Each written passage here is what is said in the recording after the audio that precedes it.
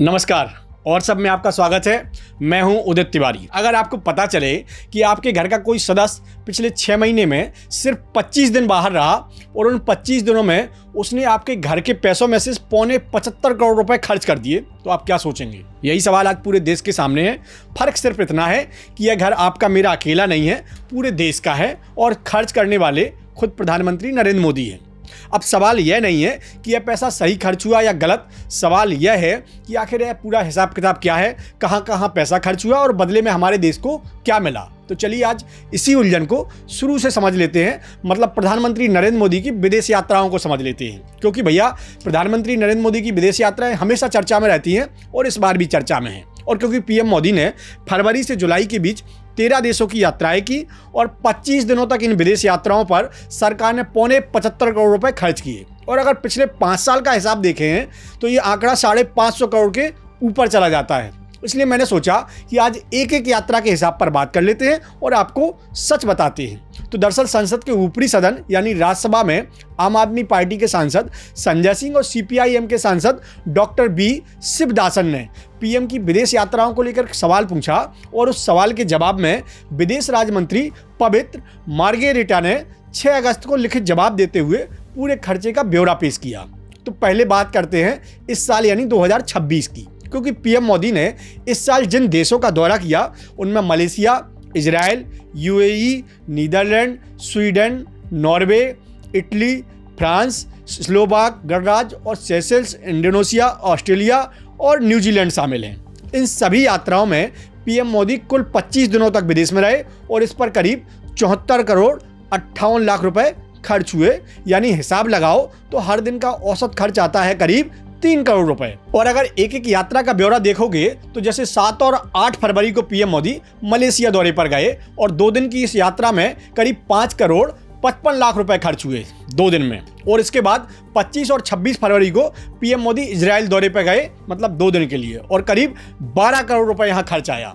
और फिर सबसे महंगी यात्रा मई में हुई 5 देशों की ट्रिप थी, जिसमें यूएई, नीदरलैंड्स, स्वीडन, नॉर्वे और इटली के दौरे पर 33.5 करोड़ रुपए से ज़्यादा का खर्चा आया। इसमें भी सबसे ज़्यादा नॉर्वे के दौरे पर खर्चा हुआ, जो अकेले करीब 17.5 करोड़ रुपए बैठा।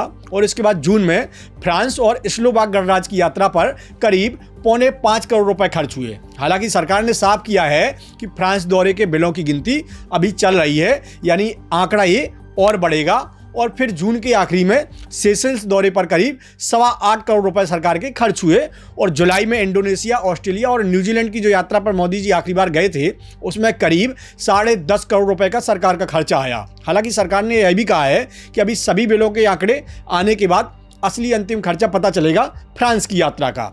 तो यानी अभी पूरा हिसाब आएगा और खर्चा बढ़ेगा। और अब जरा बड़ी तस्वीर को समझ लेते हैं, क्योंकि सरकार ने संसद में 2021 से लेकर 2026 तक का पूरा साल दर साल हिसाब पेश किया है। जैसे 2021 में पीएम की विदेश यात्राओं पर करीब 36 करोड़ रुपए खर्च हुए थे, जो 2022 में बढ़कर 55 करोड़ हो गए, 36 से 55 साल भर में। और फिर 2023 में 93 करोड़ तक खर्चा हुआ, 55 से 93।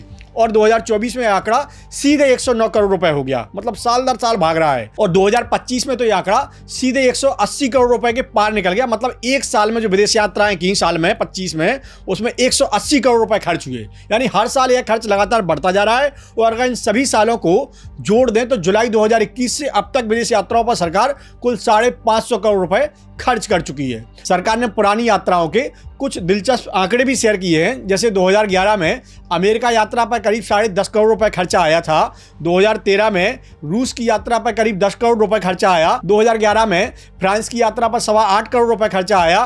और 2013 में जर्मनी की यात्रा पर करीब 6 करोड़ रुपए खर्च हुए। मतलब ये आंकड़े बता रहे हैं कि पिछले 1.5 दशक में विदेश यात्राओं का खर्च कई गुना बढ़ गया है। और अब सवाल उठता है कि आखिर इतना पैसा खर्च करके हमें मिलता क्या है, हमें हासिल क्या होता है, हमारे देश को ऐसा क्या अचीव होता है। तो सरकार का ये तर्क है कि यात्राएं सिर्फ घूमने फिरने के लिए नहीं होती हैं, बल्कि द्विपक्षीय, क्षेत्रीय और वैश्विक स्तर पर भारत के रिश्ते मजबूत करने का एक जरिया है। और इन यात्राओं के दौरान कुल 316 समझौते यानी MOU साइन हुए हैं और सबसे ज़्यादा 44 समझौते UAE के साथ हुए हैं, 33 फ्रांस के साथ, 16 इजराइल के साथ और 8 अमेरिका के साथ। इन विदेशी यात्राओं और मजबूत कूटनीतिक संबंधों की वजह से अप्रैल 2021 से दिसंबर 2025 के बीच भारत में कुल 350 अरब डॉलर से ज्यादा का विदेशी निवेश यानी FDI आया। यह भी सरकार ने राज्यसभा में बताया है।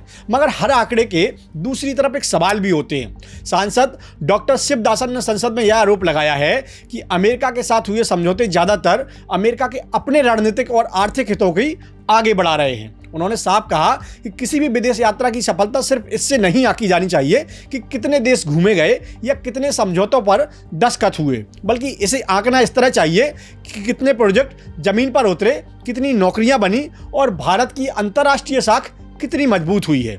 तो भैया, यह उस बड़े सवाल की बड़ी पिक्चर है जो हर लोकतंत्र में उठना चाहिए कि जनता के टैक्स का पैसा जब खर्च होता है तो उसका हिसाब मांगना जनता का अपना हक है। विदेश यात्राएं जरूरी है, सरकार की कूटनीति भी जरूरी है, दुनिया से रिश्ते मजबूत करना भी जरूरी है, इसमें कोई शक नहीं है। मगर सिर्फ यह पूछना काफी नहीं कि कितना खर्च हुआ। असली सवाल यह होना चाहिए कि उस खर्च के बदले में हमारे देश को मिला क्या है, कितनी नौकरियां मिली, कितना निवेश जमीन पर उतरा और आम आदमी की जिंदगी में कितना फर्क आया है। क्योंकि पैसा खर्च करना आसान है, मगर उस खर्च को असली नतीजों में बदलना ये सरकार का चैलेंज है। और यही वो पैमाना है जिससे किसी भी सरकार के फैसलों को परखा जाना चाहिए, चाहे वो कितने भी बड़े मन से क्यों ना लिए गए हों। और हाँ भैया, अगर आपने हमारा YouTube चैनल और सबको सब्सक्राइब नहीं किया है तो जरूर कर लीजिए, क्योंकि यहाँ शुद्ध एनालिसिस होता है, वो भी फैक्ट के साथ।